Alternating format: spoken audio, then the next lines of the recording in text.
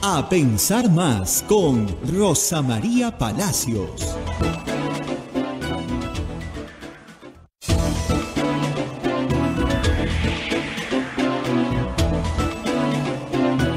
Señoras, señores, muy buenos días. Bienvenidos a Pensar Más con Rosa María Palacios en este día 11 de mayo del año 2023. Ya estamos conectados con Radio Santo Domingo en Chimbote, Radio San Martín en Arequipa, Radio Cepago en Ucayali, Radio Quillabamba TV en La Convención, Radio Madre de Dios en Puerto Maldonado. También Huánuco con Radio Huánuco, Ayacucho, Radio La Voz de Ayacucho, Puno, Radio Pública, Ancash, Radio Moro, Huancayo, Radio Cumbre, Satipo, Radio Milenio, Abancay, Radio Estación Solar, Yurimagua, Radio Oriente, Cajamarca, Radio Los Ángeles, Lampa, Radio San Valentín, Cerro de Pasco, Radio Activa, Guanta, Radio Continental, Onda Digital TV, Fuego TV, Full TV.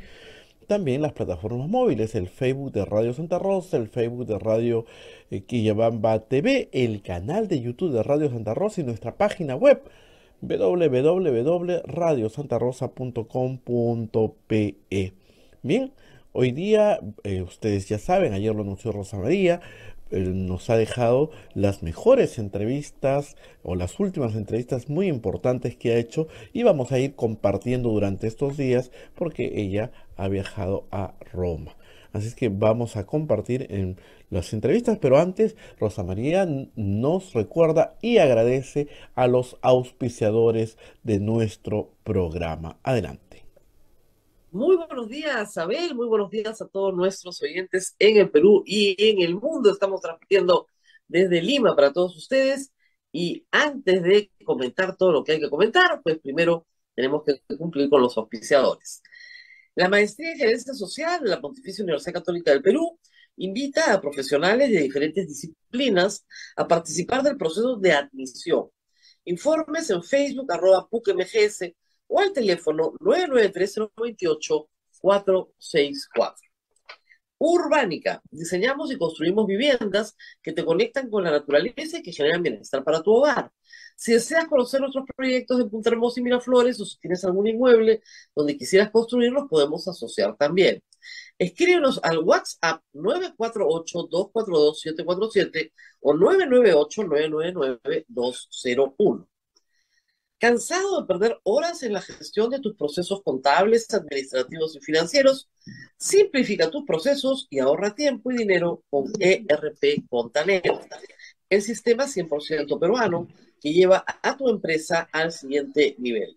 Visita www.contaperuglobal.com o llama al 914-749-050. Palestra Editores presenta su más reciente publicación, Justicia Climática, Vulnerabilidad y Protección, una contribución importante a la discusión sobre la justicia climática y su relación con los derechos humanos y la distribución de recursos. Sin duda, una lectura fundamental para aquellos interesados en la ética y la política del cambio climático, así como para aquellos que buscan soluciones justas y equitativas para abordar este problema global. Encuentra este título en palestraeditores.com y en las principales librerías del país desde el 15 de mayo. Palestra, 26 años dedicados a la... Y usted también nos puede ayudar, por supuesto, como siempre, les recordamos que lo único que tienen que hacer es capturar el QR que aparece en la pantalla. Lo he probado yo varias veces. Sale así, en el YAPE sale Radio Santa Rosa. Y usted hace su donación chiquita, no tiene que arruinarse por ayudarnos, ¿no? 5 solcitos, no es demasiado. Y eso nos ayuda mucho, sobre todo si lo hace frecuentemente nos ayuda más. Y también tenemos el PayPal para todos los peruanos, sobre todo en el extranjero, donde hay mucha gente que nos acompaña todos los días. Pues es muy sencillo, lo único que necesitan es una tarjeta de crédito, hay que seguir las instrucciones, que son súper seguras, y usted nos ayuda muchísimo, la verdad. La verdad que estamos muy agradecidos con todos los peruanos. Sí, muchas gracias a todos los que entran al PayPal, entran a la billetera electrónica, de verdad, y hacen su donativo a Radio Santa Rosa. Bien, les quiero contar que ayer 10 de mayo, con 64 votos a favor, el Congreso de la República hizo una reforma constitucional que le faculta al Congreso elegir, designar a su propio procurador. O sea, quien los va a revisar lo eligen ellos. Tremendo, esto es tremendo, ¿ah? Y esto fue sustentado por el señor congresista Hernando Guerra García de Fuerza Popular. Él ha dicho que el poder legislativo merece tener y elegir su propia defensa. El congresista Alex Paredes iba a presentar un texto sustitutorio, pero el presidente del Congreso, el señor José Williams, no le permitió, lo rechazaron, así es, ¿no?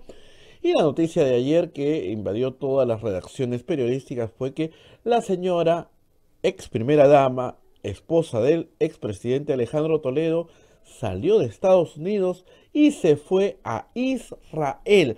Así lo anunció el primer ministro Otárola, dijo que se había ido a Israel y que iban a empezar a hacer trámite de extradición. Hay que decir primero que con Israel no tenemos un tratado de extradición. Si a Toledo ha demorado tantísimo tiempo para traerlo al Perú, yo dudo que se pueda traer a la señora Carr. El señor Edgar Rebasa, quien es el jefe de cooperación internacional de la Fiscalía, ha dicho que ya está pidiendo información a Israel para ver los trámites que tienen que hacer para traer a la señora Eliam Carr. La pregunta que todos nos hacemos es, de esto se ha dicho que no se emitió ninguna orden. ¿Y qué pasó? ¿Quién se demoró o quién dejó que pase el tiempo para que la señora Carr se pueda ir a Israel? Yo pensé que iba a ir a Bélgica, porque ella también tiene esa nacionalidad. Y tampoco hay tratado de extradición. Algo mejor haber encontrado en Israel, un panorama más seguro para viajar. Y ella cobró lo que le devolvieron en Estados Unidos y ahí mismo agarró y voló para Israel.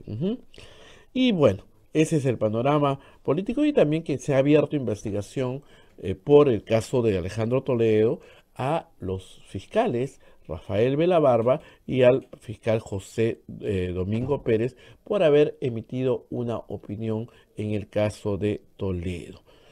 Así es el panorama político.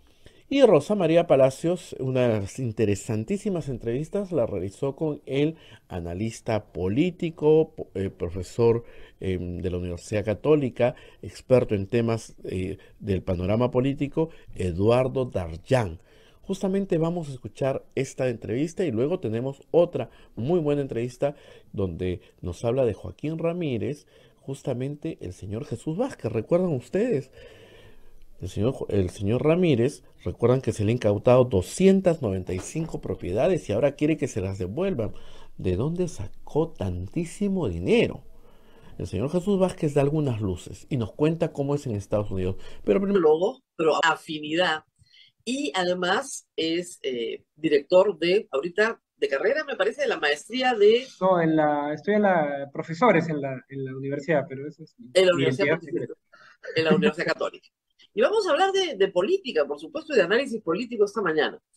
Y quería empezar por una pequeña reflexión que es inevitable, la foto de los tres expresidentes en prisión. Alberto Vergara hizo una columna hace algunas semanas sobre este fenómeno peruano de tener un brazo judicial aparentemente independiente que puede ser capaz de hacer esto sin que intervenga el legislativo y el ejecutivo. Y esto debería alegrarnos, ¿no? ¿Verdad? Porque por lo menos hay Estado de Derecho, hay independencia de poderes, pero por otro lado también pues tenemos tres proyectos políticos fallidos, es lo que estamos viendo, ¿no? ¿Qué ha pasado con nuestra política para que terminemos en este resultado? Creo que hay un debilitamiento muy grande de la política que lleva, y lo vimos con Odebrecht, ¿no? Mientras que en el resto de países Odebrecht llevó a los mismos mecanismos de corrupción, en muchos países los políticos lograron controlar y lograron apaciguar al Poder Judicial y a la Fiscalía y canalizarlo, demorarlo, empantanarlo o sacrificar a 3 o 4 chivos expiatorios y acabó, ¿no? En el caso peruano, creo que los políticos son más débiles. Cuando dejan el poder, mira a todos los presidentes que no dejan bancada, ¿no? Pierden mucho poder, pero además creo que es un componente que también muestra la precariedad de esos políticos.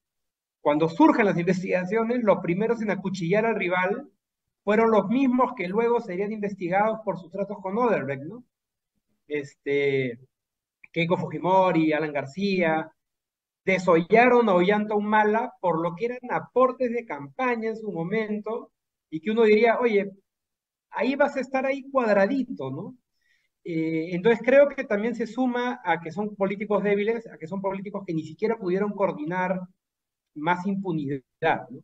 Y por otro lado, creo que también hay una historia larga con lo que fue el escándalo de corrupción del 2000, que fortaleció a la Fiscalía y a los juzgados en temas anticorrupción.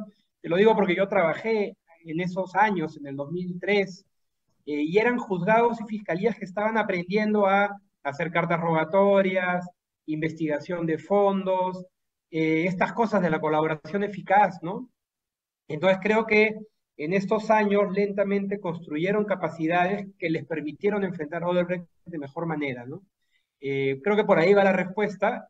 Y tiene un lado positivo, como dices, aunque creo que también lleva un lado negativo, no tanto porque sea malo investigar corrupción, sino por dos cosas, creo, ¿no? Primero, la sensación de que todos somos iguales, ¿no? Hoy en día, en el Congreso, yo veo gente que acusa a las consultorías, ¿no? Como si fuera igual al robo de salarios o peor, que acabamos de tener un caso de lavado de dinero gigantesco, y hay políticos que siguen hablando de las consultorías que son publicadas, conocidas, auditadas, ¿no? Y segundo, creo que los propios actores del sistema han llevado a cosas que creo que son perversas, que es esta idea de acumular penas como sea, que fueron parte de la reacción de esos años 2000 tempranos, donde las personas se iban a librar con 6 años de prisión después de haber desfalcado al Estado. El endurecimiento de penas, la sumatoria y la idea de asociación ilícita para delinquir, me parece que también ha llevado excesos que hacen que mucha gente buena hoy en día le tenga miedo a la política, ¿no? Porque siente Bueno, a ver, hemos tenido, por ejemplo, en el caso de Toledo que acabo de mencionar, hay 30 coimputados, la gran mayoría gente de primera, de verdad, que está en el sector privado en este momento y que está trabajando bien. Alberto Pascofón, por ejemplo, un profesional de primera, ¿ya? Que era parte de un comité, creo que el presidente del comité o parte de un comité de proinversión en la época de Toledo. Lo contratan para una orden de servicios en una empresa pública en el Perú y le sacan un reportaje insultándolo en Panorama. Entonces tú dices, sí, ni hablar, voy a trabajar en el Estado peruano, pues es ridículo. ¿Para qué? ¿Para que me insulten en un medio de comunicación? Si no he hecho nada incorrecto.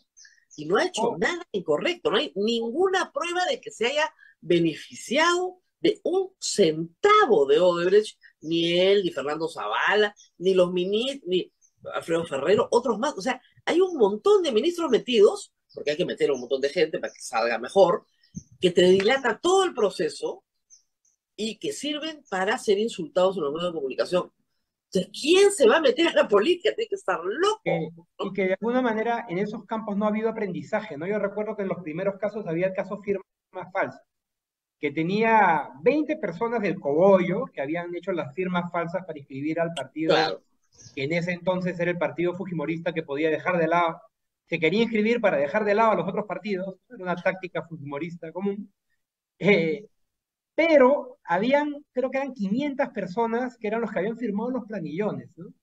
Entonces, por reglas procesales y demás, se quería llevar un proceso en el cual pasabas horas de horas entrevistando. Las mismas personas que contratas para la portátil son los que contratas para llenar firmas. Claro, uno por uno por uno. Si tú haces un control de acusación con 40 personas, te vas a demorar 2 años. Creo que por ese lado no ha habido un aprendizaje más constructivo, y Para creo nada. que es bien espantoso, ¿no? Porque por un lado la corrupción sigue, no es que esas tácticas han limitado la corrupción, igual con la Contraloría a veces, ¿no? O sea, agarras grandes procesos que asustan a muchos, pero al mismo tiempo la corrupción sigue muchas veces, ¿no? Con mi experiencia de 20 años cubriendo estos temas o más, A los inocentes siempre los asustan. A los culpables no, porque ya tienen Vuelven a, experiencia, ¿no? eso sí, Vuelven lo matan. ya, Pero los sí. que están asustadísimos son los inocentes, entonces no te va a pasar nada, eres inocente. Es un proceso, vas a estar 10 años procesado. Entonces, mira, puedes estar 10 años procesado. Sí, al final te van a absolver, tú no te preocupes, pero es como tener un No, cáncer claro, chiquito. el corrupto ya tiene experiencia, ¿no? El corrupto no, el corrupto está tranquilazo, ya sabe que no pasa nada. Entonces, creo que por un lado son buenas noticias, creo que hay algo constructivo que deberíamos tener de ver a tres expresidentes de ese tipo. Creo que en el caso de Castillo, además, la reacción fue muy rápida, ¿no? En parte Eso sí porque fue violento. tenía enemigos poderosos que empujaron el asunto, pero más allá de eso, buenos fiscales también trabajaron en las acusaciones, impidieron que una persona que metió gente desde el primer día en el Ministerio de Vivienda y en el Ministerio de Transporte pudiera beneficiarse. Entonces, creo que hay cosas muy positivas, pero al mismo tiempo creo que hay cosas que tenemos que corregir porque no puede ser que el resultado sea esta idea de que todos somos iguales en cuanto a la corrupción y segundo, este miedo que se ha instalado de entrar a la función pública, ¿no? Claro. Ahora, como herencia de esto también, tenemos un gobierno, se llama el gobierno de Dina Boluarte, por si acaso, no nos hemos olvidado, está desde el 7 de diciembre, y hay todavía voces, yo las comparto, que consideran que adelantar elecciones es lo mejor que se puede hacer por el Perú en este momento. Sin embargo, el gobierno de Dina Boluarte, luego de 60 muertos, juega al cansancio de la protesta popular, que ya se cansó, juega a la resignación que tiene la mayoría del pueblo, hay que verlo de SUNEDU, y la poca reacción de los universitarios, salvo el caso del conservatorio, en el resto de casos los universitarios no han protestado, lo cual a mí me llama mucho la atención. Entonces, están jugando al cansancio, a la dejadez, a la preocupación por otras prioridades, a un pueblo que no se va a manifestar, que los detesta, que los desprecia, pero que no va a hacer nada. ¿Cómo evaluar este momento tan extraño en la política peruana? Creo que la elección del 2021 sumó a esta falsa polarización de PPK contra Keiko, que nos decían los caviares contra el fujimorismo, como una batalla épica, ¿no? Eh, que no era pues real, ni penetraba la sociedad. Lo que sí penetró la sociedad fue la polarización del 2021 con el ingreso de una persona que venía de la periferia de la política, si quieres, a tomar el poder. Había un contexto internacional muy duro que ha dado lugar a polarizaciones fuertes. A mí me da un poco de miedo usar esta idea de polarización porque creo que en muchos casos lleva a exageraciones. Yo no creo que en Estados Unidos hay una polarización. Yo creo que hay demócratas más o menos sensatos y republicanos que se han vuelto muy extremos. Pero en el caso del Perú, yo sí creo que Vladimir Cerrón, Pedro Castillo tenían una agenda muy radical en la cabeza y le ha surgido, y estaba presente y se ha potenciado, algo que incluso diría que radicalizó más todavía que el fujimorismo, que es esta Lima muy achorada, muy molesta, racista y al mismo tiempo temerosa, ¿no? Estos memes que salían de los ronderos invadiendo Lima, gente Muerta de cercana, miedo. que Unas fantasías, gente, una fantasía de terror, sobre todo a nivel socioeconómico A, que hay que sí, decir no, es donde no, tiene más apoyo Dina Boluarte. Dina y, Boluarte, su base es San Isidro. y estos fake news que se burlan constantemente del fake news de la periferia, pero que yo me acuerdo haber escuchado vecinos, gente cercana, ¿no? Con la idea de que iba a venir un rondero a matar, ¿no? Era una cosa bien, como que avivó los miedos de la vieja república, ¿no?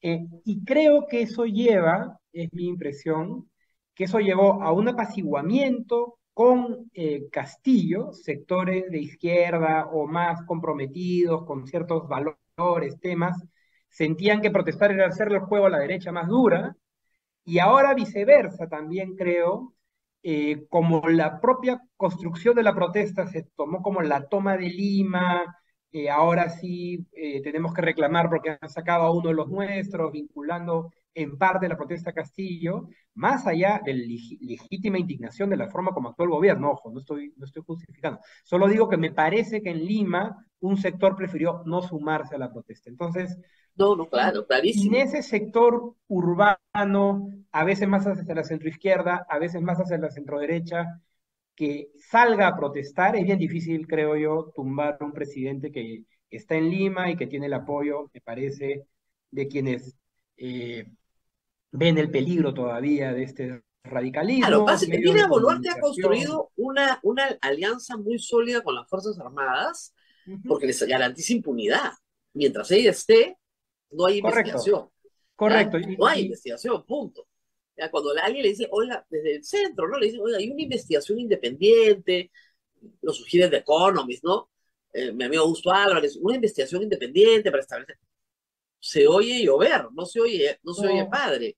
Y por el y, otro lado, tienen una alianza con lo que vienen a hacer, digamos, los llamados grupos de derecha en el Congreso, que son básicamente grupos mercantilistas, que grupos de tienen una, derecha y ese centro pragmático, ¿no? Ese claro, centro no se quiere mercas ir completos.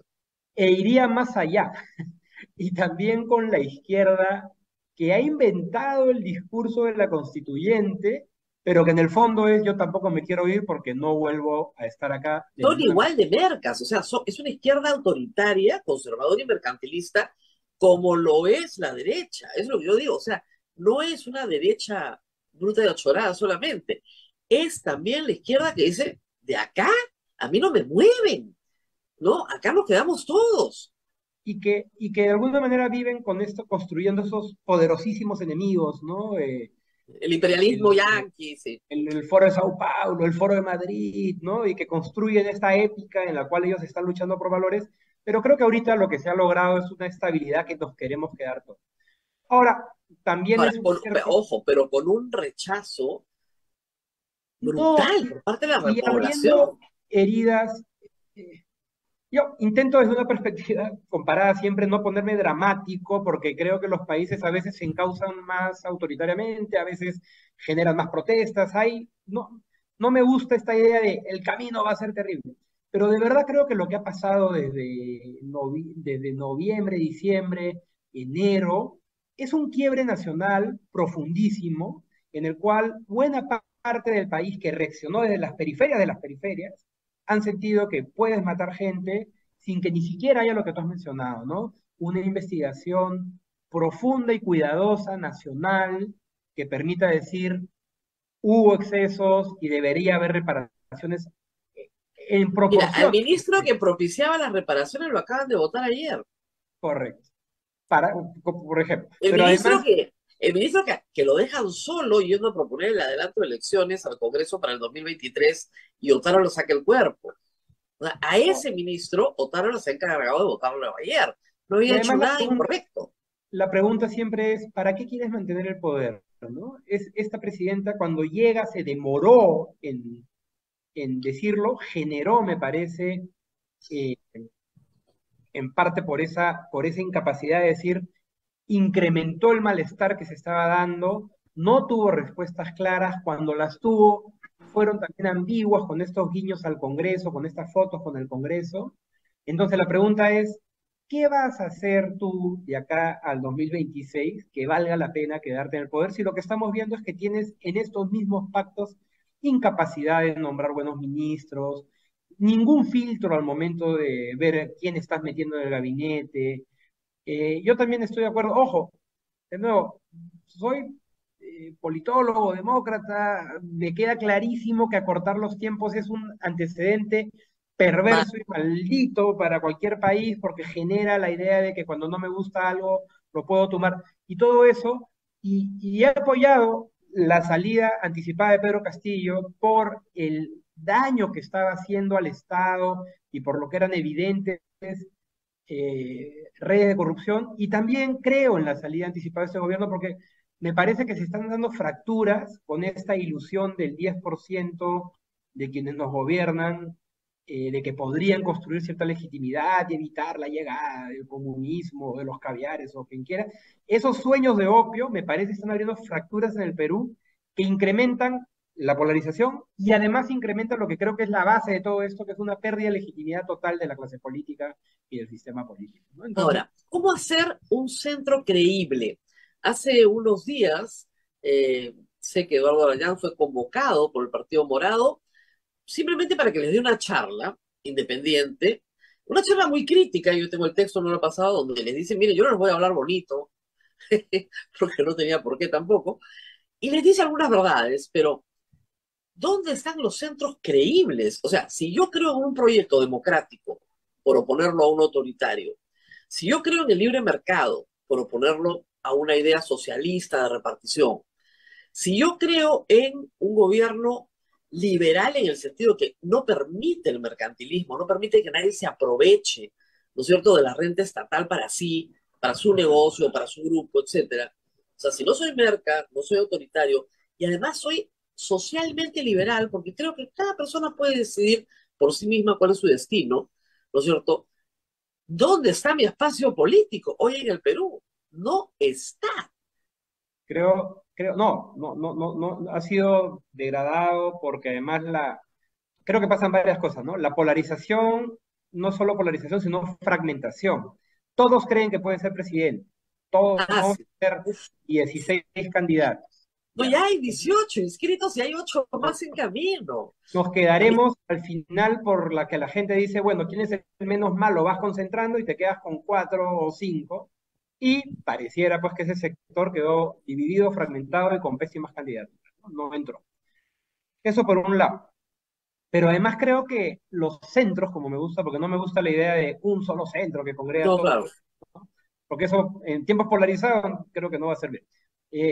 Los centros creo que tienen diferentes retos, ¿no? Por un lado, la centroderecha me parece que tiene un reto más de agencia, llamémoslo así, que es, hay un espacio en Lima que no quiso votar por Keiko, no quiso votar por López Aliaga y que vota siempre derecha, Claro. PPK en su momento, De Soto, el voto de el Soto voto de no Soto. era el voto de López Aliaga. Y sin embargo, su bancada, por eso digo que es un tema de agencia, en vez de construir ese espacio, ha terminado siendo los hijitos de Renovación Popular. Ah, claro. ¿No? Votan juntos, hasta se ¿No? pelean con el Fujimorismo. El Correcto. Fujimorismo ha tratado de tener en las últimas semanas una posición un poquito más abierta al adelanto de elecciones. Estos no, son No. conservadores, mercantilistas y autoritarios, que Y no era la propuesta de Hernando de Soto y nunca lo fue. exactamente, ese voto está ahí para que lo agarre algún sector que tenga la capacidad de decir, oigan, yo soy de derecha, pero no estoy tan loco como estos, y Claro. además tengo estas ideas y puedo hablar con los otros, ¿no? Pero en un contexto polarizado eso es difícil, pero está el voto. Creo que lo tienes que trabajar. Hay un costo porque gente de este tipo se plegó mucho a los fraudistas, ¿no? Mucho, muchísimo. Lamentablemente, los votantes De Soto se creyeron el cuento del fraude. Algunos ya entendieron, creo yo, hay gente más inteligente en ese grupo que entendió que había sido víctima de un engaño de sí mismo, ¿no? Porque no quiero creer que, ¿no? Pero el fraudismo es un cáncer y lamentablemente nos infestaron con eso de una manera brutal. Ya el 2016, pero el 2021 de una manera brutal. Y es un cáncer porque partes del principio de que no vas a respetar las reglas del juego. Entonces, si no Correcto, respetas, no hay democracia posible si no respetas las reglas del juego. y que el árbitro es tramposo, ¿no? Por el lado de la izquierda, lo que sería una centroizquierda, que yo no creo que sea centroizquierda, es más izquierda, pero más democrática, digamos, ¿no? Pero en la izquierda hay una especie de trauma histórico que es que no te pueden decir que eres más moderado, ¿no? Porque es como un insulto terrible, ¿no? Tienes Sí, que, reformista, pues es un insulto en la izquierda. ¿no? Entonces, ya, esa izquierda que existe, yo veo a personas además honestas, pues respetables, que están en ese lado, tienen un reto más bien estructural, porque el voto fuerte de la izquierda para una elección está en el sur, está en el centro, y muchas veces tiene este impulso bastante más duro, ¿no? Que además se juntó con lo conservador. Eh, el sistema no sirve para nada, casi pues como esta agenda tipo Perú Libre, aunque creo que Perú Libre Claro, incluso va más allá de eso, ¿no? Pero que es un voto contra Lima. O sea, ¿qué quiere Lima correcto. para oponerme? O sea, Y lo las que quiere Lima, izquierdas en América Latina han solido tener apoyo en las ciudades capitales donde están una serie de agendas nuevas que les parecen interesantes. Entonces, todo lo que hizo Verónica Mendoza en la elección, que era decir, yo tengo responsabilidad económica, no soy ninguna, tengo propuestas alternativas, pero tengo responsabilidad, creo en la técnica y además creo en ciertos valores, creo que lo tiran al tacho cuando se sube tan rápidamente. Claro, todo el trabajo de Pedro Franqui para convencer a Pedro Castillo de que ponga a Julio Velarde de presidente del BCR, que es lo único bueno que hizo Castillo realmente, que realmente si no fuera por el BCR hoy día estaríamos en una situación dramática y no lo estamos. Y el Perú creo que no lo ha agradecido suficiente, porque el director del BCR realmente ha sostenido el valor del sol en una época terrible. Bueno, esa isla, digamos, de modernidad y excelencia en la burocracia peruana es la que nos ha ayudado, pero como tú dices, esa izquierda no corta con Castillo, esa izquierda sigue hablando de Asamblea Constituyente, esa izquierda sigue hablando, discúlpame, estupideces sobre el modelo económico de la Constitución, porque ni siquiera entienden lo que dice si es que lo han leído. ¿Ya? Entonces hay que salir a explicarles una y otra vez, qué cosa dicen los artículos en el capítulo Pero, económico. Sí, pero pues, creo que pero tiene para, votación, yo no digamos, dudo que tenga. pero para ser esa izquierda que tenga respeto a temas de liberales, libertades, que pueda estar con la Constitución, eso es una bandera que yo creo que van a tener que mantener además, pero que digan claro, oye, si yo llego, no voy a poner a mi gentita en el Ministerio de Pero es que ya la Transporte, pusieron, Eduardo, tengo, ya la ojo, pusieron. un El plan problema de de Castillo desarrollo. es que ya, eso es lo que decía Alberto Vergara, la propuesta de izquierda ya fracasó. Ya No, y pusieron ya, a su ya quedó gentita. manchada de lo que era su principal bandera, Eso, que era yo no soy como los otros, ¿no? claro, Ya, yo no yo me soy cierro, corrupto. Bueno, si eres, pues. y eres correcto. Eres recontra Esa, corrupto. esa izquierda creo que tiene un reto estructural y obviamente después de despegarse de lo que fue el gobierno anterior. Son tremendos retos, no es poca cosa. Y finalmente el centro creo que tiene el enorme reto de ser centro en un mundo polarizado. Entonces suena bonito, ¿no? Yo estoy a la mitad y la mayoría está en la mitad. Pero si no tienes valores fuertes que digan, oye, ¿y qué es eso del centro? Te pasa un poco lo de Julio Guzmán después de su novedad, ¿no? Que era que le preguntaban, bueno, ¿usted está con esto? En la mitad. En la mitad. ¿Cree esto? En la mitad. Entonces al final, más que ser, concentras votos, te conviertes en un sándwich, te aplastan los extremos, desapareces, ¿no? No, no, eres aguachento, me lo dicen. Y se los dices, ¿no? O sea, un centro débil, un centro que está a media de todo, no es un centro creíble. O sea, tienes que fijar posición. O sea, desde el centro fijas una posición. Tener una posición de centro es fijar una posición. O sea, por Y, ejemplo, tú puedes decir, yo voy a defender la propiedad privada, pero sí creo en la redistribución a través de los impuestos. Y creo que hay que superar la presión tributaria en el Perú, que es muy baja, para que se redistribuya mejor. claro. Entonces, claro, los liberales te van a decir, oye, no más impuestos, ¿a qué te pasa? Y probablemente los socialistas te digan, no, vamos a atacar la propiedad privada. Pero una posición de centro es Claro. eso, es decir, yo tomo la propiedad privada, pero cambio el sistema de redistribución. Estás peleando por algo, no eres el caniche de la derecha, ni eres el bulldog de que tienes de la izquierda, ¿no? Exactamente. Entonces O sea, tienes ahí una posición. sí, Pero si pero tú estás no. a medio camino entre las dos cosas y nunca sabes qué, O si te entonces pasas terminas votando así o terminas votando hablando, así. o te pasas hablando y divagando la ideología, no lo que representa, pero nadie se entera qué cosa representa en realidad, creo que va muerto, ¿no? Entonces, tienes un desafío de agencia, un desafío estructural y un desafío que es más bien de ser notorio y decir que defiendes algo, ¿no? Y creo que en todos los casos la política peruana está muy cargada de novedad. Tienes que buscar caras Así. que, que sean interesantes y formar, ojo, y esto es clave para no solo ser un tema de ganar, ¿no? Bancadas que te van a acompañar en el periodo, ¿no? No, es que el tema del Congreso, hay que decirlo, es probablemente uno de los más, dentro de las crisis políticas que tenemos, que son varias, porque son múltiples, la crisis del Congreso como institución, yo creo que es la más profunda y la más dramática de todas. Y además se ha llenado de órdenes de servicio, todo lo que critican, ¿no? Todo, tiene A todo, consultorías, órdenes de día y muchos consultorías, sueldos. ha crecido la burocracia en estos años, No, y la y, corrupción, o sea, ¿no? entre las mochasueldos y la gestión de contratos de obra pública liderados por un congresista, o la gestión ya ni siquiera de proyectos de ley, de intervenciones en el Ejecutivo para conseguir puestos de trabajo trabajo, ¿no? O sea, antes se le criticaba al Congreso el lobby en la, ¿no es cierto?, promulgación de leyes. Como no son capaces ni siquiera de legislar correctamente, y ahora el negocio está en gestiones en el Ejecutivo. Y Y eso lo ve todo el Perú. ese es otro texto que hemos conversado con mi colega Stephanie Rousseau, ¿no? En un contexto en el cual el Ejecutivo se ha debilitado, el MEF ha perdido fuerza, le pueden meter mucha presión en presupuesto, en adelantos, y al mismo tiempo la PCM también ha perdido esa fuerza que tenía antes para negociar y mantener ciertas reglas claras con el Congreso, ¿no? Mira, hay cosas que van como les digo, el camino, o sea, todo el mundo sabe que esto va a terminar mal. Hay cosas que terminan mal, pues, o sea, yo lo voy a explicar, voy a poner un ejemplo paralelo, ¿ya? Pero muy actual. Si tú le dices a todos los maestros, a los jueces y a los fiscales, que los vas a bonificar en su ascenso si tienen una maestría y un doctorado, y al lado tienes un sistema educativo completamente dañado, que es una estafa, ¿qué crees que va a pasar? Claro, Miles de estos van a ir a buscar el título a esa estafa. Y totalmente. tú lo vas a ascender, ¿no es cierto? O sea, obvio. Entonces, o sea, no les des la bonificación hasta que no arregles el sistema educativo. ¿Ya? Pero No es sorpresa, no es sorpresa. No es sorpresa.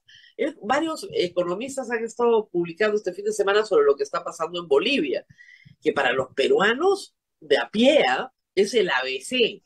Si tú tienes tipo de cambio fijo, ¿no es cierto?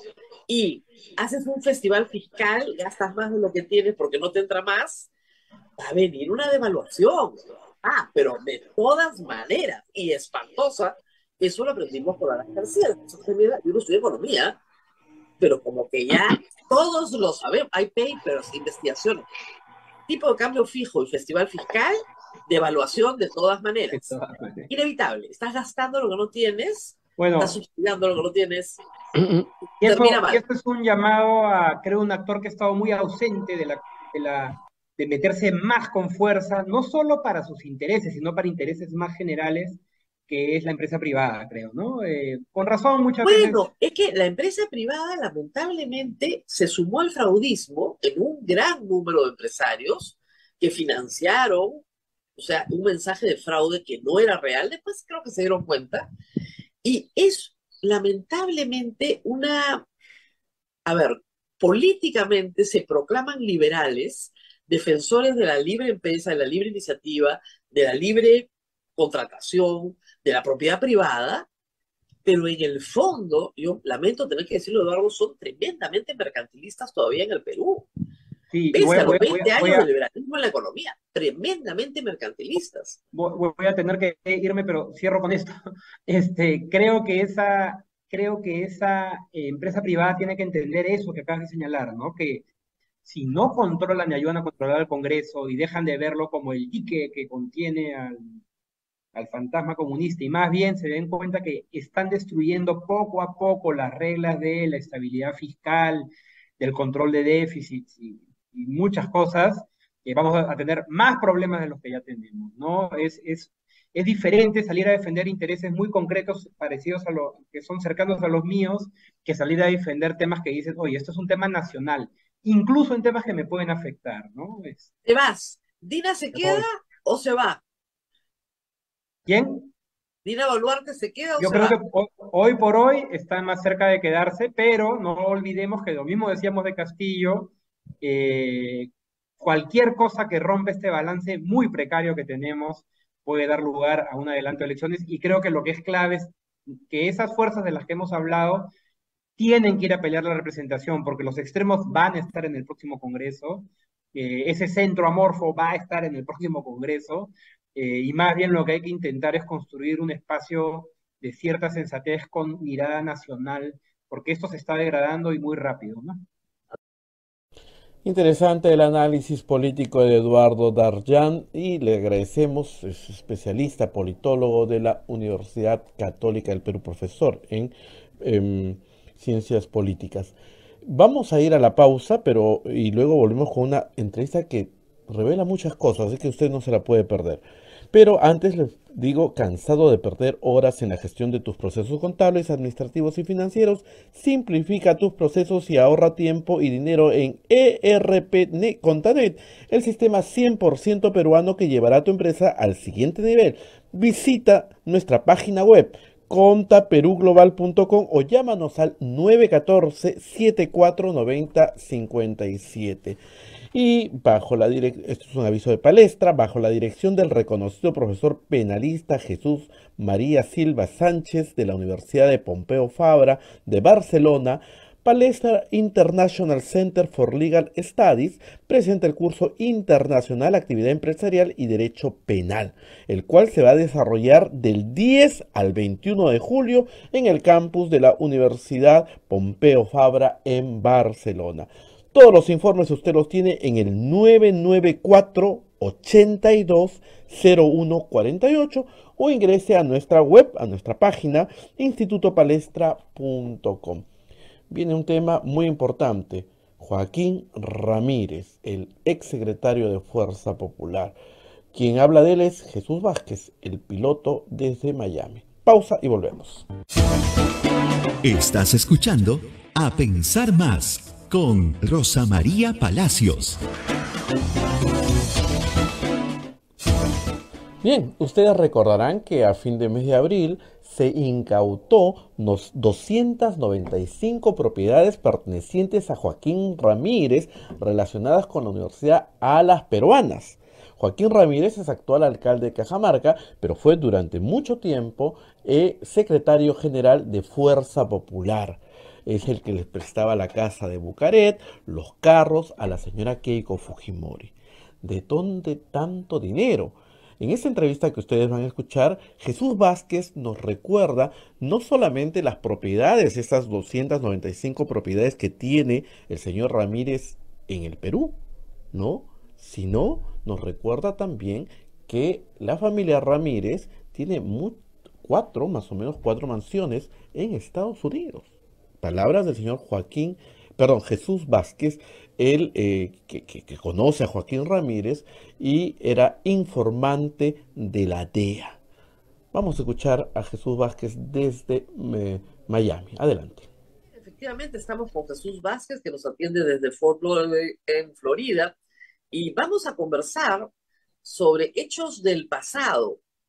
Él me decía antes, ya no me han vuelto a entrevistar, claro, porque es una historia que quedó como congelada en el tiempo y hoy se vuelve a activar y vuelve a ser muy relevante su testimonio. Recuerden ustedes que en la campaña electoral de 2016, hacia el final de la campaña electoral, se reveló que un informante de la DEA había tenido contacto en el 2014 con Joaquín Ramírez. En esas conversaciones con Joaquín Ramírez, él había logrado grabarlo y había entregado ese material a la DEA. La DEA estaba interesada en conocer las intenciones de Joaquín Ramírez en los Estados Unidos, habida cuenta de que estaba tratando de comprar un avión, avionetas, aviones, que luego han aparecido incautadas, pero claro, él dice que no son de él, que son de la Universidad de las Peruanas. Vamos a hablar de esta historia y de todo lo que pasó después, cuando trataron también de desacreditar. Gracias, señor Jesús Vázquez, por estar con nosotros. Recapitulemos un poco los hechos.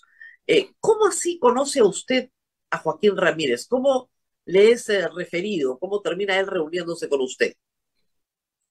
Yo lo conocí en Lima aproximadamente el año 2010 por intermedio de un amigo que me llamó a él como un posible inversionista para un negocio que yo estaba pensando hacer en Chiclayo, donde la Fuerza Aérea me dio un terreno en cesión de uso de 30.000 metros para hacer hangares y hacer reparaciones de aviones. Entonces me llevó donde la Lima y me presentó a Fidel también. Entonces, ahí empezó la amistad, pero después ya él me avisó que, bueno, que iba a venir cuando yo ya me vine de Estados Unidos a vivir, y me avisó que si lo podía recoger en el aeropuerto, para movilizarlo. Pero yo ya venía trabajando con la DEA desde el 2005. Ok, vamos por parte entonces. En el 2010, usted tiene una primera aproximación, ese negocio se frustra, no se realiza, pero la DEA lo había reclutado, ¿por qué? ¿Qué es lo que estaba buscando la DEA? ¿Información sobre qué? Bueno, se veía pues que ellos venían a hacer muchas inversiones acá, mucho dinero, ¿no? Entonces, la misión que me dieron ellos fue de grabarle todas las conversaciones desde que llegaba, ¿no? Yo me grababa todo y al final del día, cuando, Usted ya estaba trabajando con la DEA, me dice, desde el 2005, así es, en otro caso. en otro caso. Entonces, usted les avisa, oye, está viniendo un inversionista peruano que está interesado en el tema de aviones. Y la DEA le dice, graba todo.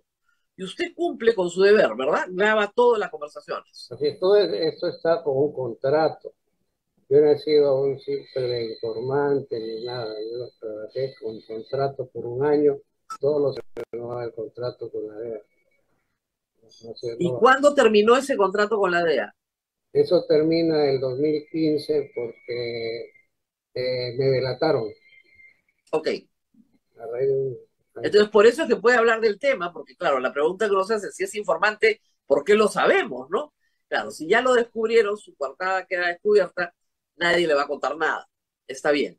Entonces, digamos que durante esos años usted informa todo lo que, ¿no es cierto?, conoce, pero el 2014 llega Joaquín Ramírez y usted lo graba. El problema es que la grabación de los 15 millones de dólares nunca la hemos escuchado porque la DEA nunca la ha entregado hasta el día de hoy, ¿verdad? Claro, a pesar que el fiscal Salazar cuando vino a tomar mi manifestación había hecho una carta a la DEA a ver si le informaba. No sé si hasta el momento les habrán enviado algo, ¿no? Bueno, esperemos que sí, pero el testimonio suyo fue acompañado de fotografías, es decir, el señor Joaquín Ramírez sí estuvo con usted en Miami, sí Ya, paseó con usted en Miami. Hay varias cosas en esas conversaciones, hay unos departamentos, por ejemplo, ¿verdad? Usted llega a unos departamentos muy buenos, muy lujosos, bien puestos, en buenos edificios, y Joaquín Ramírez le dice que son de su propiedad, ¿verdad? exactamente. Él me dijo, no, no el departamento, sino los edificios. Ah, el edificio entero. Ahora Bueno, creo que ya la gente ya me puede creer porque yo sé ver el potencial económico que tienen ellos, ¿no? bueno, sí, han incautado bienes por $1.000 millones, tal vez ahora sí le puedan creer, pero un edificio, digamos, bien puesto en los Estados Unidos es un patrimonio muy valioso. Claro, Y luego él se interesa en comprar aviones, pero nunca llega a un acuerdo, ¿verdad? Nunca llega a comprar. él llega un día, me llama y me dice, mira, porque ya en el 2012 él ya me había hecho una propuesta para comprar aviones medianos, pero de un momento a otro se quedó en silencio todo eso. Luego él me llama un día y me dice, mira Jesús, ahora sí el negocio va de todas maneras porque yo tengo un contrato, acabo de firmar un contrato con la Federación Peruana de Fútbol para trasladar a todos los equipos de fútbol en todo el Perú, porque él tiene un equipo que se llama el UTC, creo. Entonces, Ahora, le dice, le digo, me pidió disculpas, que quedó mal la vez pasada conmigo, y para creerle me enseñó un documento del banco Chase, que era una carta de crédito por 16 millones. Pues me lo mostró.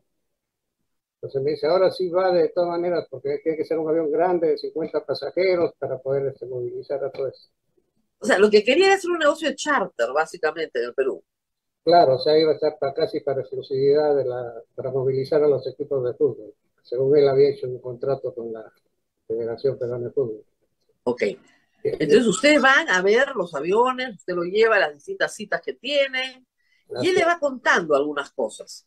Lo central que ha recogido la fiscalía es que él le relata que a través de una cadena de grifos ha logrado lavar 15 millones de dólares para luego inyectarlos en la campaña de Keiko Fujimori. ¿Es así? ¿Es exacto lo que sucedió? claro, estando conversando con él, a él me suelta eso, pero parece que fue como para agarrarle confianza, ¿no? Porque parece que él pensaba que yo también tenía dinero para invertir, para darle, no sé cuál fue su finalidad, pero él me lo soltó, ¿no? Y eso está grabado. Ahora es más, cuando estuvo acá el fiscal Salazar, cuando vino a tomar mi manifestación, yo les demostré, vinieron dos fiscales, vino una procuradora, el abogado Joaquín, el abogado de Keiko, la plaquita, la abogada de Keiko, y, Juliana López. y vino un abogado Fidel, que en ese momento todavía no fallecía. Entonces, ahí yo le digo, si bien es cierto que en este momento yo no tengo la grabación, pero yo les puedo demostrar que esos 15 millones sí existieron. Entonces me dijeron, ¿cómo? Demuéstranos. Ya le digo, miren, hay dos departamentos que compró Joaquín Ramírez acá en Miami, que los dio a conocer Hildebrand en sus 13. ¿Sí, ¿cierto o no es cierto? Sí. Esos departamentos costaron aproximadamente 4 millones. Luego en Perú él compra dos casas, una en La Molina, creo, y otra compra en la avenida Arequipa y también le da a Keiko para su campaña. ¿Sí o no? Costaron 4 millones más, ya van 8. Luego compra una cadena de grifos que le cuestan 9 grifos, creo, por 7 millones de dólares. 8 y 7, 15. Ahí están los 15 millones de lo que estamos hablando. Casi les da a ellos un ataque cuando les dije eso, porque me dijeron, nosotros no hemos venido por eso. Le digo, ustedes han venido a saber de los 15 millones. Ahí están los 15 millones, le digo. ¿O no? Claro, pero digamos, no son para Keiko Fujimori. Aunque Keiko Fujimori se haya beneficiado su campaña con el uso de la casa en Bucaré, con el uso de las casas que le puso y las donaciones que le hizo. Lo que sí es cierto es que Joaquín Ramírez tiene que explicar de dónde sale el patrimonio para comprar todas estas cosas que compró a su nombre o a nombre de otras personas, porque acá lo que se está discutiendo también es la relación de alas peruanas y los inmuebles de alas peruanas y los bienes de alas peruanas con el patrimonio de la familia Ramírez, tanto Joaquín Ramírez como Cías Ramírez y toda la demás familia Ramírez que está implicada y otras personas que son muy cercanas a ellos, estamos hablando de unas 12 personas. Luego usted fue en realidad causante de una hecatombe en la televisión peruana, porque lo llamó una persona supuestamente de buena fe, y usted le dijo esta famosa frase: es verdad, no es falso lo que dije. Y había sido emitido el reportaje de Cuarto Poder que genera pues todo este terremoto, y personas cercanas al fujimorismo trataban de hacerlo caer en contradicciones. Reitero, la frase fue, escuchen todos, porque lo he buscado ayer: es verdad, no es falso lo que dije. No, Y en el, la frase fue, dicen que lo que he dicho es falso. sí, Ellos le es buscan la verdad, palabrita, dicen, pero se claro, escuchaba tenuemente, se escuchaba esas palabras. claro. Entonces, cuando a mí ese domingo me llama Gerardo Reyes, me dice, oye, ¿por qué nos has mentido? Me dice, ¿mentido? Le digo. Sí, me dice, acaban de pasar en un programa de Perú que tú has dicho una mentira. Y me mandó el link, lo escuché, le digo, mira, escúchalo bien, le digo, al principio hay una palabrita que dicen que se lo han borrado, pero no Claro. han borrado Porque, totalmente. y también borraron es verdad, no es falso lo que dije, y le pusieron es falso lo que dije. Claro, ahí la Borraron, chica, la periodista, muy honrada, esa chica muy honesta, no les aceptó lo que ellos querían, a pesar que Hugo Guerra lo amenazó, el otro, sí. Turén le Hugo Guerra y Fernando Viaña eran los conductores del claro, programa, que se llamaba Las Cosas Como Son. claro, Fue inmediatamente sacado del aire, se culpó a Klimper. Hay que decir que hay una sentencia por este caso del 2022. claro, pero muy tenue esa Muy sentencia. tenue, le pusieron 2 años y 7 meses a Barturén, que era el productor general, y al presidente del directorio de Panamericana. Pero a Klimper lo excluyen del caso en el 2018. Exacto.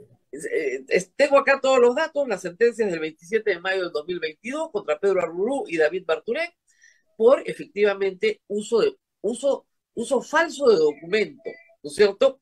Pero, como reitero, al señor Klimper lo sacaron en el año 2018. Y muy bien, eso fue un escándalo porque lo que probó era justamente que el control de niños del fujimorismo era peor, porque eran capaces de mentir de una manera absolutamente descarada. Y eso, más que la denuncia contra Joaquín Ramírez, esa manipulación fue lo que terminó de perturbar, ¿no es cierto?, Claro, eso el lo carácter, el carácter. Más daño le hizo tratar de meter mano en el audio. Usted quedó muy bien, pero Keiko Fujimori no ganó las elecciones. Entonces, Klimper se alejó por siempre de Fuerza Popular Y finalmente, como digo, la sentencia sobre este caso llegó recién el 27 de mayo del 2022. Ellos, Casi 6 años después. ellos Increíble la historia. trataron de difamarme, hablar tontería y media con la Fueron ayuda varios. inclusive Usted en esa señala, primera oportunidad, en el con 2018 usted recibió la llamada del señor Alfonso Urrunaga. En la, 2018 usted iba a declarar justamente por el caso que se está viendo ahora contra los Ramírez, y le ofrecieron, usted señala, $200,000 por no dar un testimonio contra los Ramírez. Usted se reafirma en esa propuesta. El señor, usted tenía todo grabado, ¿ah? sí, Pero el señor Ramírez dice que no conoce al señor Urrunaga, que nunca lo ha visto en su vida, que no sabe quién es. pero, Usted se ríe. ahí decía que el abogado de este señor Luna tomaba todos los días desayuno con los Ramírez, era abogado de ellos, ¿no? Y que iban a venir, inclusive había un congresista, no sé qué era, como no recuerdo el apellido, que también iba a venir a hacer el arreglo conmigo. Pero yo, en lugar de eso, pues, yo los grabé y los volví a delatar, porque yo nunca voy a recibir dinero mal habido de nadie, jamás. Entonces, pero ellos han tenido mucha ayuda ya de este tal Nicolás Lucar. Ese periodista se ha encargado de difamarme varias veces, en varias oportunidades. La última ha sido, Bueno, a mí también, o sea, ¿qué le puedo decir? no, yo Ese le he es un querido gran... 2 veces y extrañamente los jueces lo archivan. Claro. ¿No? Entonces, a mí me ha dicho que soy narco, que espera la fiscalía, que no me lleva. Yo le voy a mostrar en este momento mi certificado de antecedentes emitidos, no sé si pueden ponchar acá. Ajá. Este certificado me lo ha dado recién hace poco el Departamento de Justicia de los Estados Unidos con el FBI, donde no se ve ninguna mancha. Desde el año 80 que voy a votar, jamás he tenido nada, nada. Allá en Perú tampoco tengo nada, pero allá yo sí he peleado con jueces corruptos, los he denunciado, porque allá uno pone una denuncia y termina denunciado, ¿no? Hay muchos jueces, salvo ciertas excepciones, como en este caso lo está demostrando el fiscal Salazar, ¿no? Que en un Ujú. momento yo dudé, cuando él estuvo acá, después que me tomaron mi manifestación, yo le dije, doctor, ojalá pues que se haga justicia, le digo, porque todo esto va allá y ahí queda. Le tomo la palabra porque parece que usted es una persona honesta y parece que está cumpliendo, está cumpliendo. Ha demorado, pero parece que sí. Ahora bien, eh, ¿por qué buscó a Gerardo Reyes? O sea, Gerardo Reyes es el que en Univisión cuenta toda su historia originalmente, ¿verdad? Y él es el que logra en la puerta de las oficinas de la DEA que le digan que había una ongoing investigation contra Ramírez. Claro, Investigación de la que hasta el momento no se sabe nada, porque Ramírez no está siendo investigado en el Perú por narcotráfico, está siendo investigado por lavado de activos. claro. Pero ¿cómo llega? Vamos primero, ¿cómo llega a donde Gerardo Reyes? Mire, en esa oportunidad, a mí me llama el señor Carlos Castro de Cuarto Poder. Ya, Él, claro. él ha venido de sorpresa por acá. Me dice, señor Vázquez, he tenido conocimiento de esto, quisiera que me hagan una entrevista. Yo estaba en ese momento viviendo en Orlando y estaba llegando en ese momento a Orlando. Me dice, por favor, concédanos una entrevista. Entonces le digo, mira, estoy llegando, había venido a recoger a mi hijo. Entonces, eh, bueno, como vi su desesperación, le digo, ya mañana, ¿dónde nos vemos? Me dice, le esperamos en Univisión porque nosotros tenemos un convenio con ellos. Ok. Ahí es donde él me presenta a Gerardo Reyes. Yo nunca les pedí nada. Y es más, cuando yo llego, estoy conversando con ellos, yo no sabía que estaban filmando. O sea, ni siquiera me prepararon para nada. Todo fue una sorpresa. Ok. Y fue un gran terremoto, créanme, en el Perú siempre lo recordamos porque eso cambió toda la campaña. Y luego, la DEA no ha vuelto a decir una palabra ni en el Perú ni en los Estados Unidos sobre Ramírez, lo cual no deja de ser extraño, créanme, con todos los años que han pasado, ¿no? Bueno, la ley es muy hermética en esos casos. Cuando tiene esos casos, deja que pasen los años, que vaya acumulando, se está engordando el chanchito, como dicen, como en el caso Claro. del lunarejo. Lo dejaron varios años hasta que lo agarraron, ¿no? Exacto. Debe ser el mismo caso, que también están acumulando, hasta que ya, señores, aquí están todas las pruebas y los meten adentro, como debe ser, ¿no? Claro, Este, pero para el o Perú, sí, para la justicia peruana, existe una un video, incautación de $1.000 millones es la incautación más grande que ha habido en la historia del Perú. claro, y Eh, eso que no cuentan lo que hay acá. Acá hay bueno, mucho eso, caso. eso se tiene que hacer, a ver, con la colaboración de la justicia en otros países, porque la cooperación internacional, justamente para la pérdida de dominio, que es el procedimiento que se tiene que hacer ahora, es crucial. Sin cooperación internacional no se puede hacer pérdida de dominio. Exacto. ¿Ya? Y por eso preocupa mucho que en el Perú haya un proyecto de ley para modificar las causas de pérdida de dominio. Todos estamos bien, yo por lo menos ayer cuando me enteraba anoche, bien preocupado del caso. Eh, Espero que el Congreso no toque la ley de pérdida de dominio, porque, como usted dice, en el exterior, sobre todo en los Estados Unidos, hay una serie de bienes del señor Ramírez y de la familia Ramírez que tienen que ser identificados con la colaboración de la justicia en los Estados Unidos. claro. Ese es un proceso bien largo también. Mire Y usted lo que ha costado el proceso de Toledo, ¿no es cierto? Es un proceso largo, claro. pero veremos si está en marcha o no. Bueno, por lo menos ellos tienen las pruebas, ¿no? Porque paralelamente a lo que yo grababa, ellos estaban haciendo su investigación por otro lado, ¿no? Con los bancos y todo eso. Así Entonces, es. que eso yo no tuve acceso a, eso, a esa información casi. Pero Ahora, estoy, le contó el señor Ramírez cuál era el origen de su fortuna, cómo había pasado de cobrador de micro a no, a mí no me multimillonario. no, eso ya lo he sabido después, o sea que, pero yo cuando yo, Eso no se lo contó. cuando yo lo conocí, él tenía una oficina ahí en Rivera Navarrete, tenía una como inmobiliaria que se llamaba Mi Casita, y en el directorio ahí había un japonés, no recuerdo quién era, pero había un japonés ahí, ahora lo he buscado, lo han borrado, ya no está en el Google, pero antes salía en el Google ese japonés que estaba ahí, ¿no? O sea, ahí había alguien de por medio, parece de la familia Fujimori, porque hay que sospechar que mucho de ese dinero debe ser ese dinero mal habido que dicen que robó Montesinos con Fujimori, ¿no? Porque acá él, cuando estaba conmigo, por lo menos todo el día estaba chateando con el expresidente y con Keiko, todo el día se lo pasaba ahí. Sí, hay una historia que me dijo que tenía que comprar unas semillas, ¿verdad? Para Alberto Fujimori. Claro, un día llegó y me dice, hablaba con el ingeniero, le dice, ya lo compro y tenía que llevarle, estaba prohibido llevar esas semillas. Entonces él lo ha repartido entre los ex ministros de Fujimori para que se lo lleven y le sobró como medio saco. Entonces me dice, te lo encargo. Mi señora está en Orlando, si vas a Orlando le creas a ella para que lo lleve. Pero cuando yo llegué a Orlando ya su señora había viajado.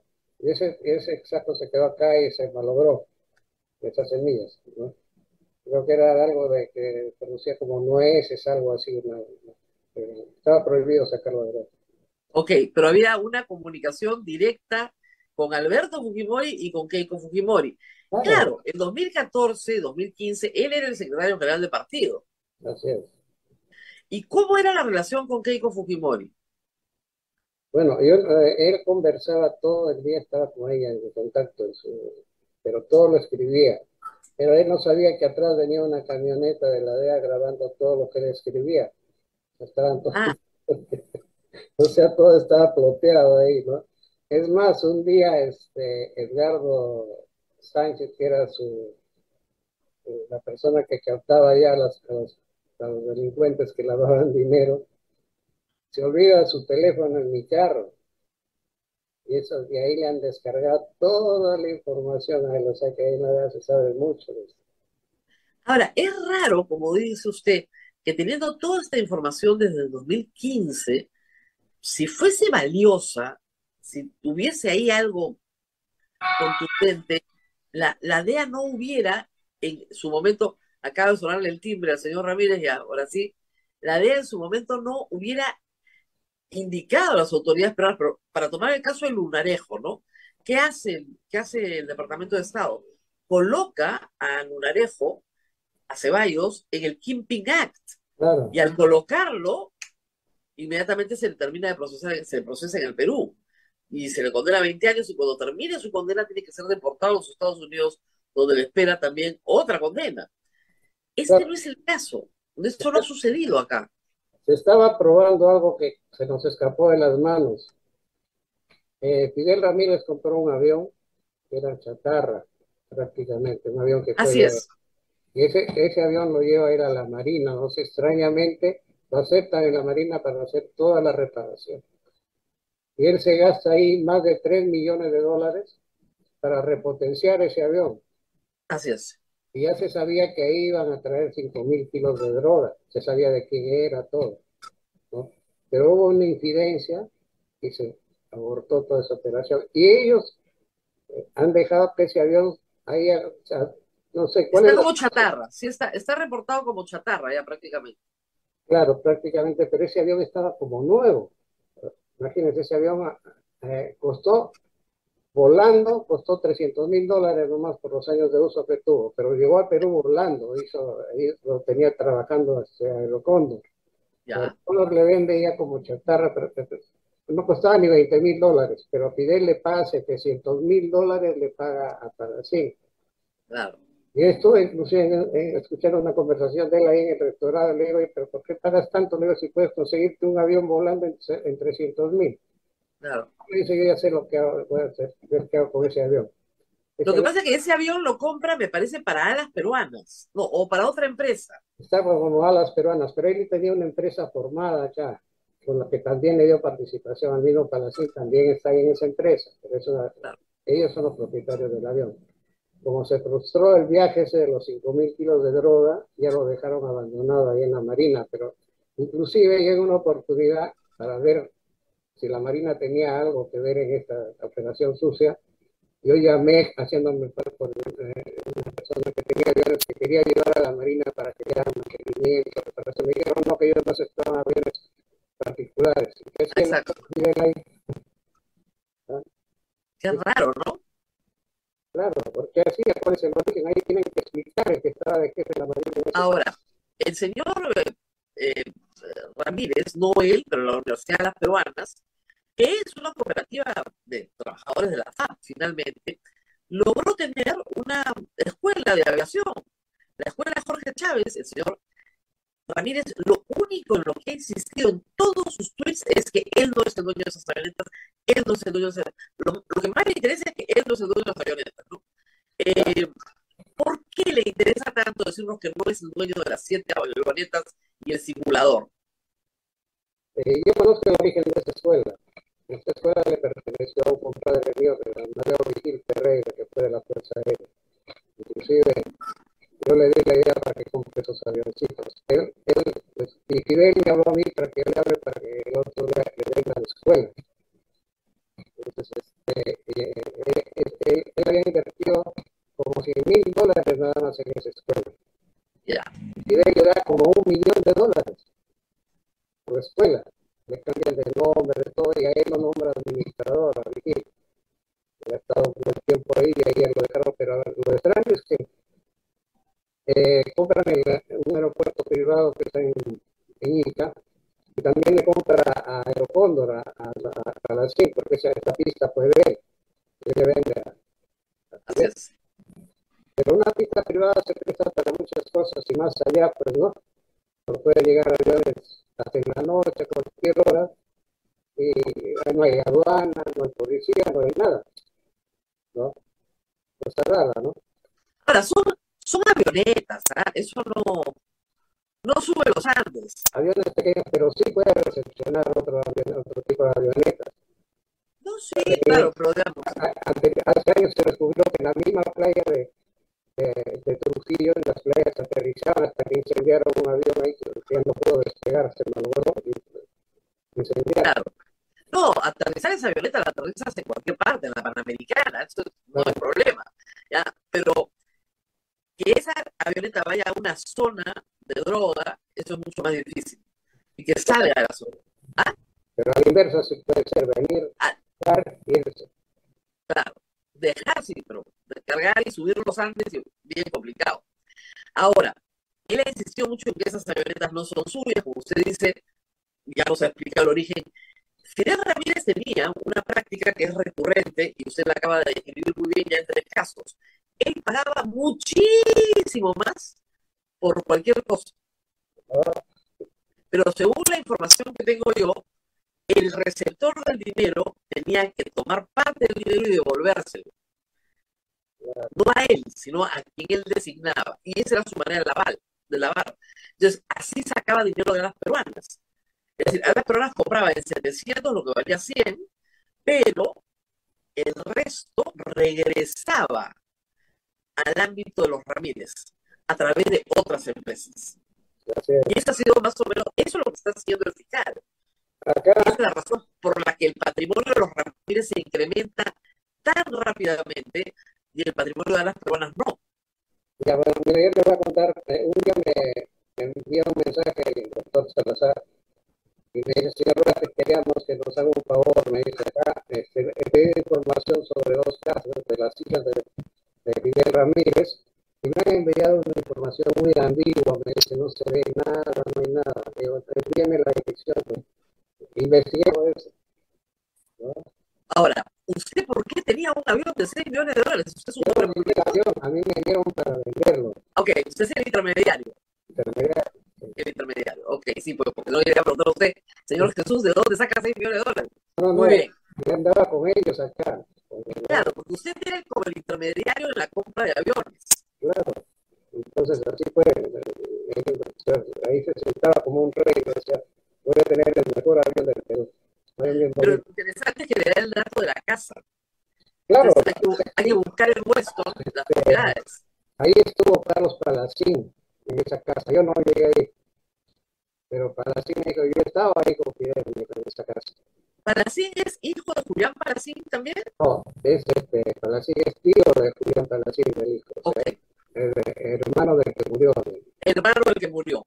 ¿Y qué vinculación tiene esto? ¿Es también responsable, según usted, o no?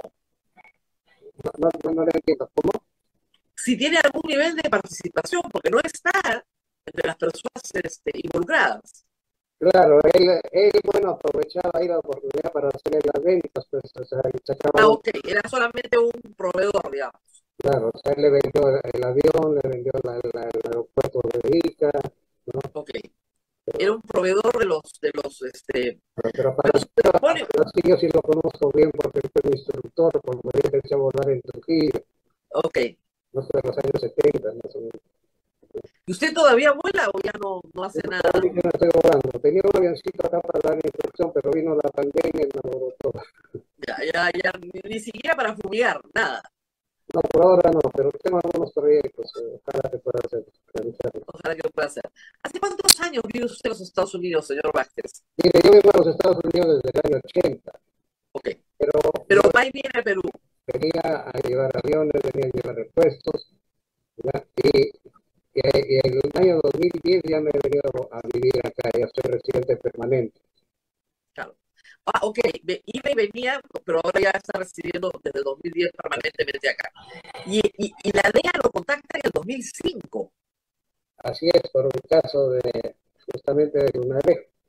Claro, como usted ha sido informante para el caso Ceballos. Sí, yo trabajé para ellos, empezamos ahí, porque en una oportunidad el Lunarejo me mandó inhabilitar mi avión en Perú. Me lo mandó inhabilitar pensando que yo trabajaba para él, porque yo no me metí en nada sucio. Entonces, claro. Ella estaba de soplón ahí de algo, ¿no?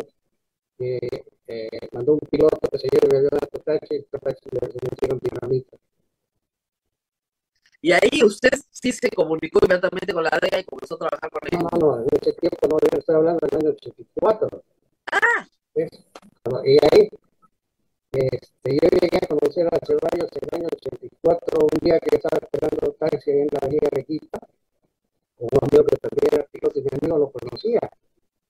Y resulta que Ceballos pasaba en un taxi de lujo, o sea, que quería tener ese de taxi, y mi amigo le dice, oye, ¿qué haces haciendo taxi? Le dice, aquí estoy levantando hembritas. Ese era el Lunarejo.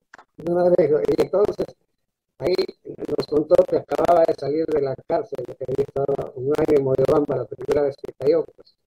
Entonces, en esa época, mi compadre, que le digo, era subdirector de transporte aéreo.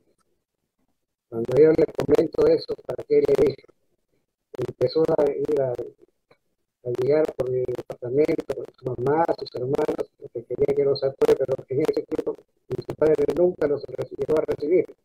Después él ha llegado a ser hasta piloto de Aerocontinente. Increíble. Bueno, usted está lleno de historias, señor Jesús. Yo le agradezco muchísimo que haya hecho este recuerdo esta mañana, porque acá en el Perú las cosas para los Ramírez están siendo sumamente complicadas. Sí, Abel. Si podría, señor Vázquez, es que raramente sufrimos un corte de 10 o 12 segundos. Ya. Cuando nos estaba contando el tema de las dos casas, si están viendo si podría repetir esa partecita que nos cuente. No, a ver, dice que el fiscal Salazar le pregunta por dos casas que lo ubican, y lo que dice el señor Ramírez es que lo ubica 4. A ver, cuéntenos eso de nuevo. Claro, o sea, yo tengo una persona acá encargada de hacer esas búsquedas. Y me sacó toda la historia y con fotos a colores, todo eso le envié al doctor. Le dije, no son 2, son 4 mansiones. Ahí están los precios, todo de las casas. Y así por el estilo tienen mucho más. Esas casas estaban a nombre de las 2 hermanas del señor Joaquín Ramírez. Todas en el estado de la Florida. Esas sí estaban acá en Miami. Claro.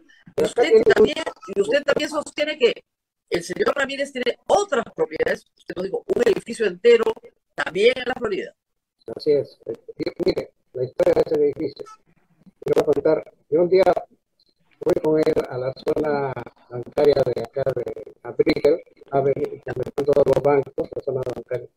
Yo llego con él a un lugar que había una inmobiliaria de un piso, y al frente estaba el banco Chase.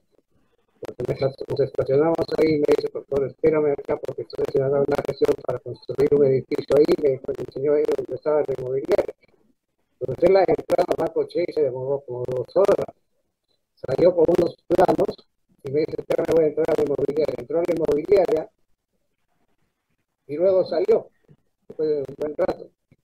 Y me dijo que ahí él iba a hacer un edificio. ¿En Brickell? En Brickell. ¿Ya? Pero si eso vale una fortuna. Eso fue le digo, escúchenme, cuando ocurrió el caso, yo fui con Gerardo Reyes al lugar. Fuimos a ver ahí Claro. Estaban en 4 pisos, o sea, ya desapareció la inmobiliaria de abajo de un piso. Claro. Y empezaron ahí. Ahorita tiene más de 60 pisos. Claro, esos son edificios rascacielos. Eso ya le mostré también cuando estuvo acá el fiscal.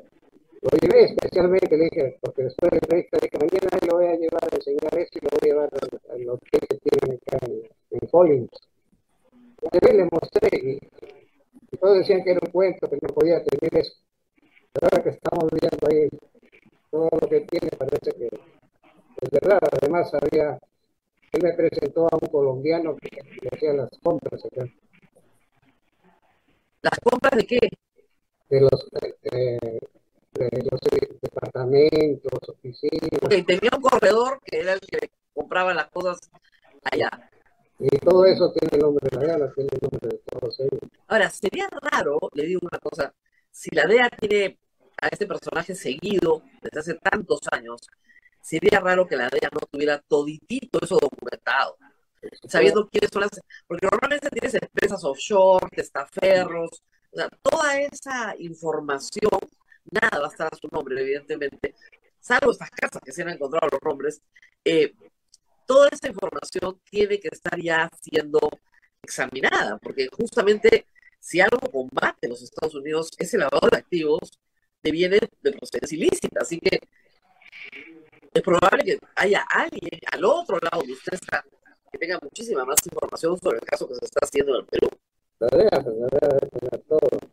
Ahora, por ejemplo, Joaquín Ramírez me amenazó con que me iba a querellar. Le digo, ojalá que no, le digo, así después pide todas las pruebas y le dan a él todo lo que se tiene que saber.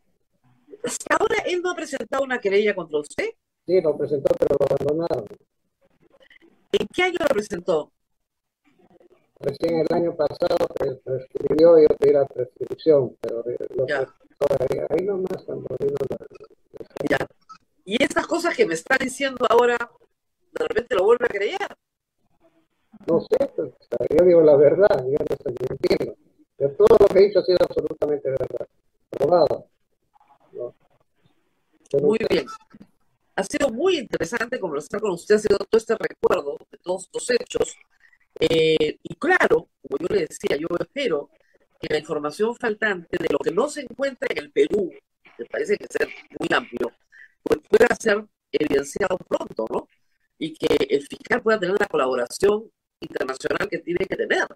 pero ojalá que se puedan ver fiscales así como el doctor Salazar, porque en una oportunidad yo llamé cuando el presidente anterior, ¿cómo se llamaba? Vizcarra, ¿no? Sí. Él estaba de diplomático ahí en Canadá, y ya se sabía que iba a ser presidente, entonces yo le he llamado 5 veces. Bueno, es que, señor Vázquez, una persona que es presidente del Perú no tiene por qué saber nada del sistema de justicia, o sea, y no debe saber nada. No es Todavía no era presidente, estaba como en la... No, pero igual, o sea, es la última persona que se puede ocupar de un caso judicial.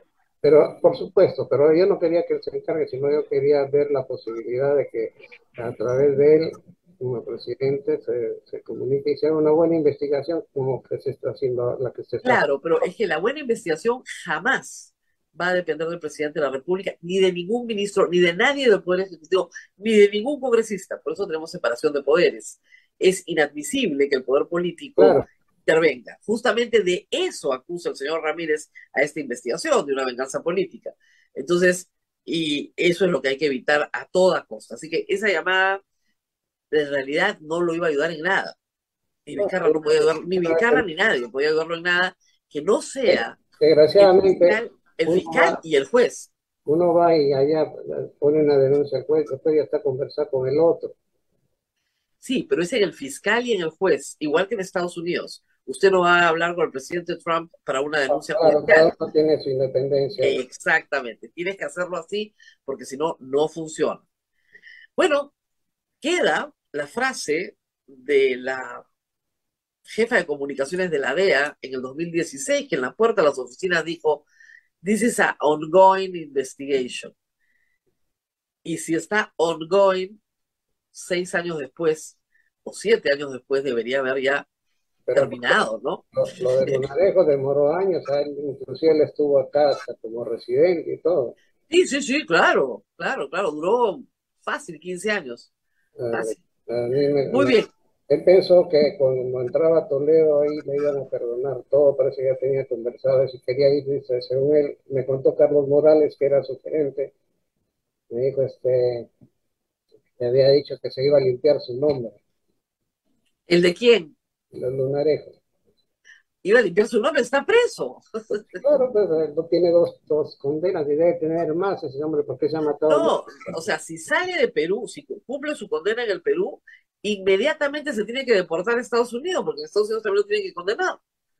Así es. Toda esa gente debería estar en la cárcel, son los que más daño hacen los narcos son los que más daño hacen al Perú, porque malogran a todas las instituciones.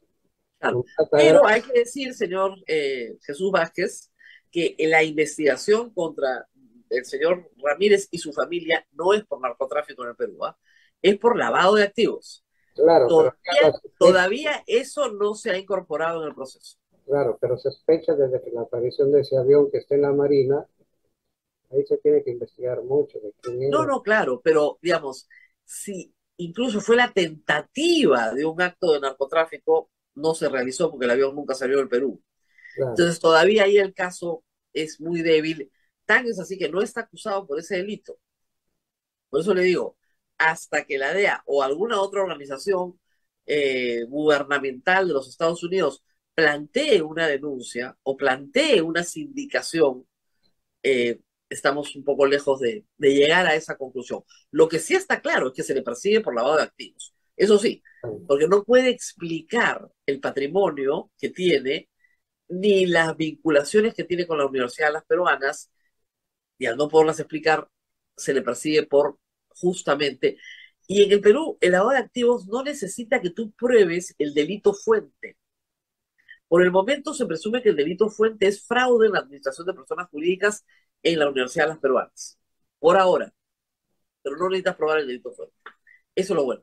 Bueno, poco a Y poco. obviamente las leyes de extinción de dominio, mientras no se toquen en el Congreso, ayudan muchísimo a la recuperación de estos bienes.